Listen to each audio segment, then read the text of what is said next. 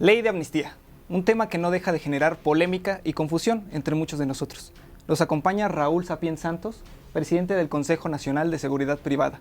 Raúl, muchísimas gracias por estar aquí con nosotros. Muchísimas gracias. Bienvenido. Y agradezco el tiempo que me brindas en poder llevar a cabo esta charla, ¿verdad?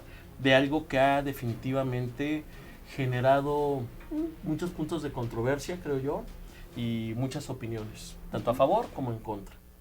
Te pediría que de manera breve nos pudieras explicar qué podemos entender por ley de amnistía, Raúl. Bueno, mira, definitivamente debemos primero remontarnos a que no es la primera ley de amnistía que se tiene como un proyecto que está proponiendo el Ejecutivo Federal. Nuestro país ya ha transitado por 2 leyes de amnistía.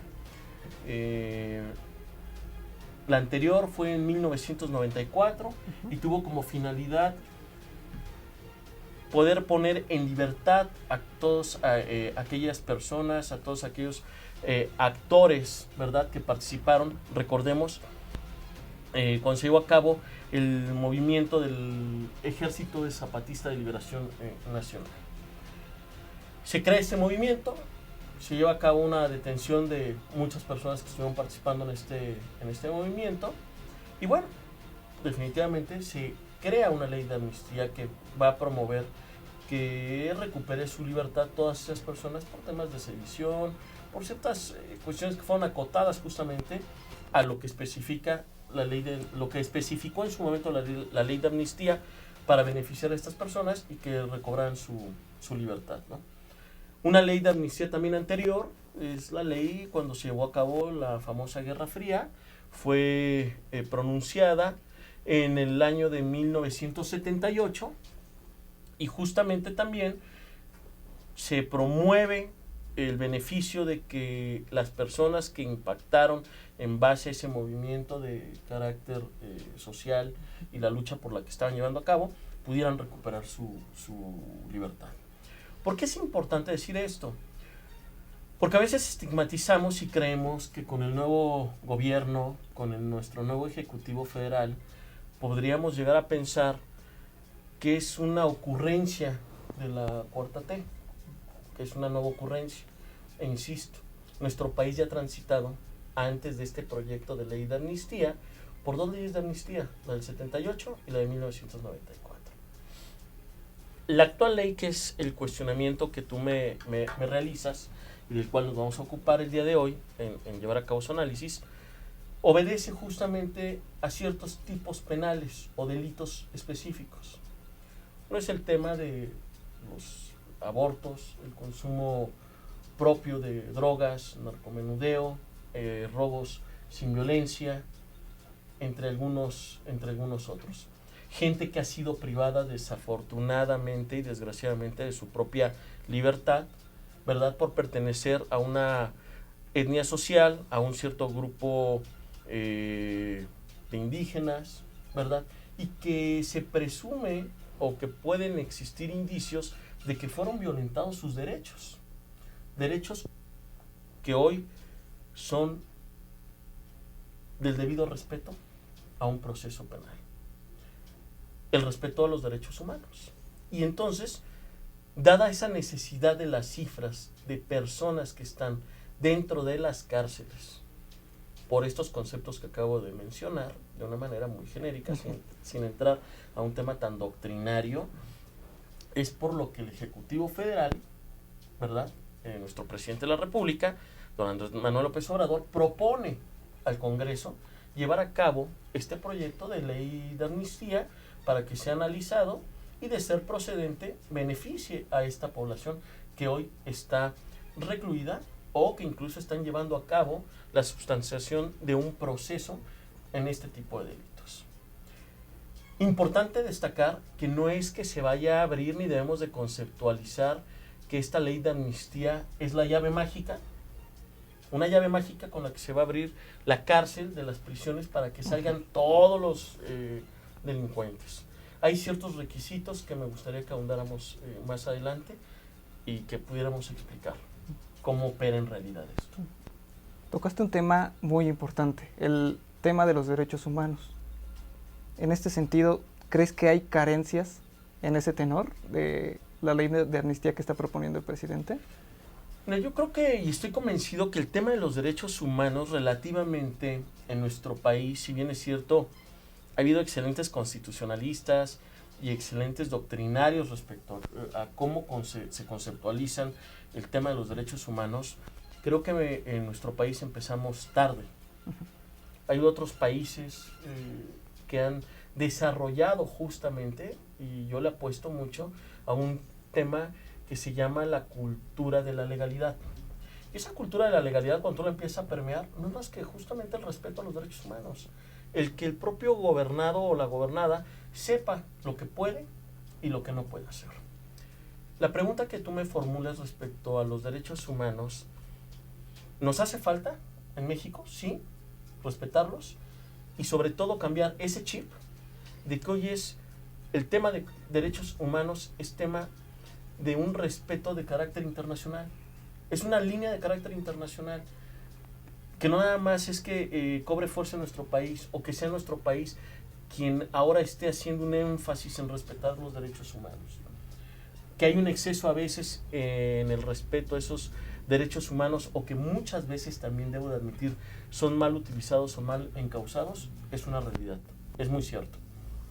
Pero hoy, mientras no nos quede la convicción y sepamos que el respeto a los derechos humanos es más que necesario, seguiremos cometiendo violaciones que muchas veces las vemos traducidas en tener la necesidad de crear un cuerpo normativo como es, no un cuerpo normativo, un proyecto de ley como la ley de amnistía, o muchas veces nos quejamos de que el sistema penal acusatorio ha sido la puerta giratoria, ¿no? Podemos ver el último operativo realizado en la Ciudad de México, en donde creo que se detuvieron a 32 personas implicadas con actividades de N cantidad de delitos. Creo que venía todo el catálogo de delitos ahí, habidos y por haber. Y sin embargo, si hoy vemos las noticias, solamente uno de ellos, tengo entendido, se logró vincular a proceso.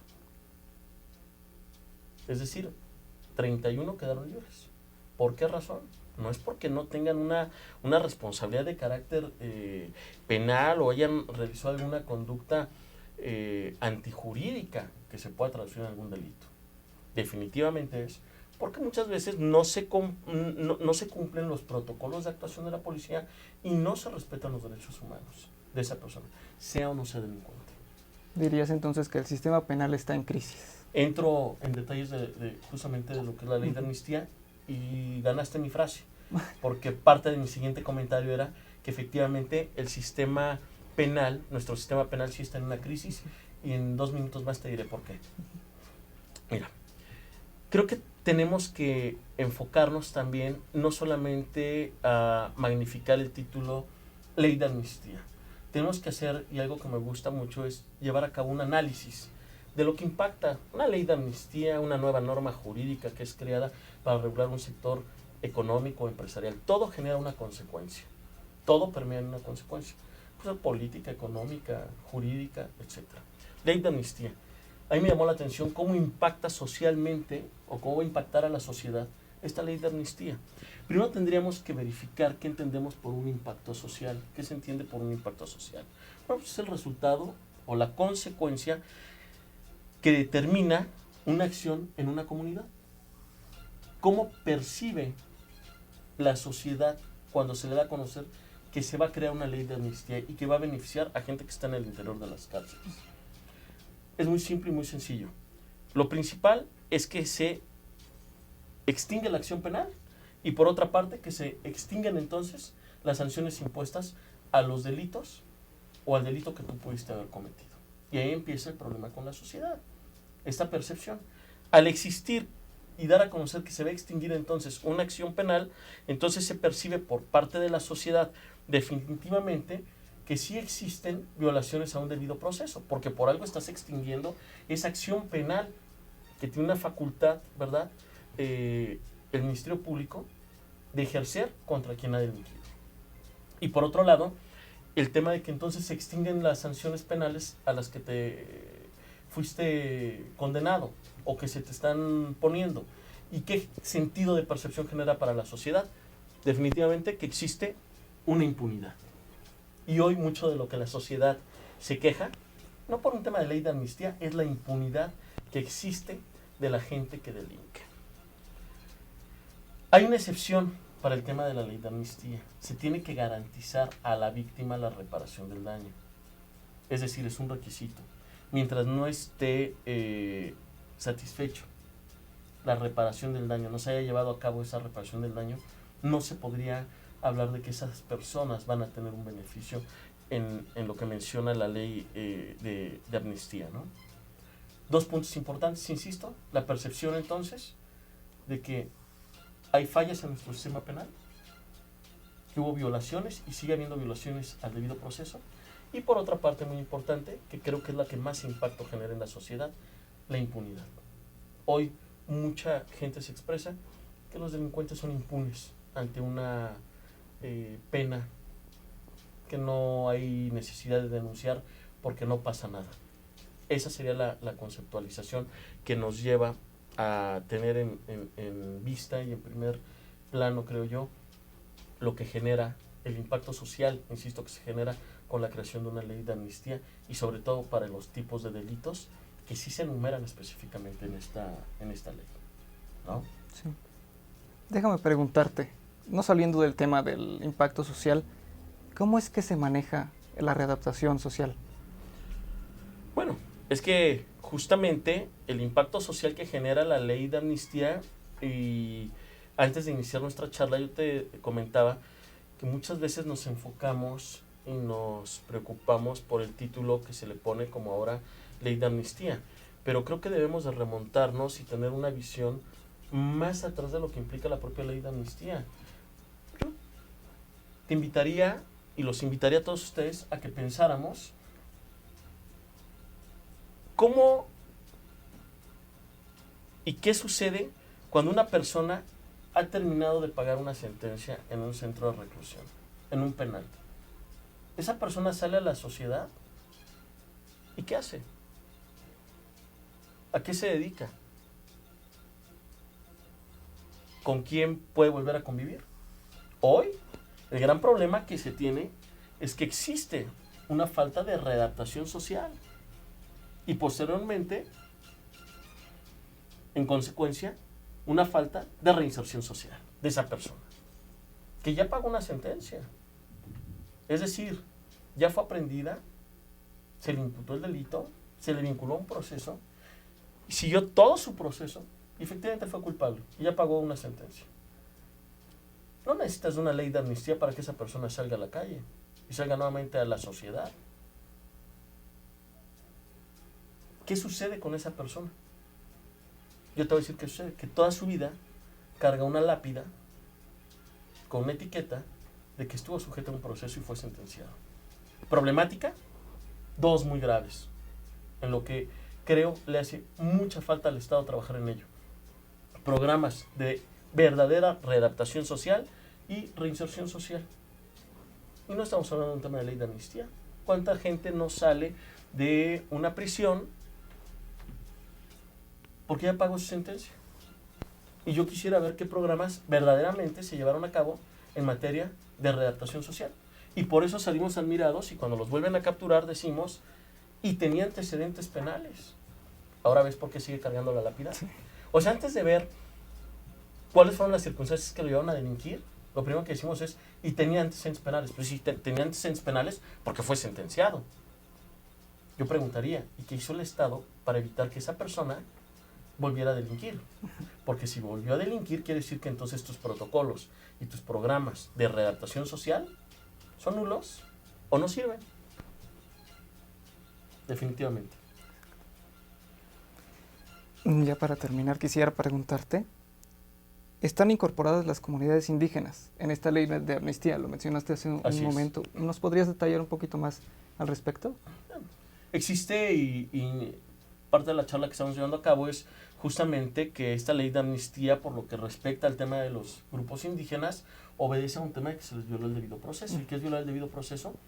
Muy simple, y lo voy a dejar de una manera muy acotada, es desde no haberles respetado sus derechos humanos, desde no haberles hablado en su dialecto, desde no haberles puesto un intérprete traductor para que entendieran de manera clara y específica la imputación cobraba en su contra, lo que les estaba diciendo el juez al momento de llevarse a cabo la audiencia, y más atrás todavía, porque esto impacta, aunque no es parte del proceso, pero es parte de un respeto a los derechos humanos. Cuando esas personas fueron puestas a disposición de la gente del Ministerio Público, hubo un intérprete traductor que entendiera su lengua o su dialecto, se violan esos derechos, se hace un análisis y se da uno cuenta que dentro de prisiones hay N cantidad de personas que se les violentaron estos derechos. O que durante el proceso, durante la secuela de la sustanciación del proceso, no se les dieron todas sus garantías de respeto justamente a este debido proceso. Y es por ello que tienen que recuperar su libertad. Raúl, muchísimas gracias. Creo que ya nos queda un poco más claro este tema de la ley de amnistía. Nos encantaría que nos acompañaras en algún otro momento para extendernos más en ese tema que tiene tanto que profundizar. Encantado. Muchísimas gracias nuevamente, Raúl. Hasta luego.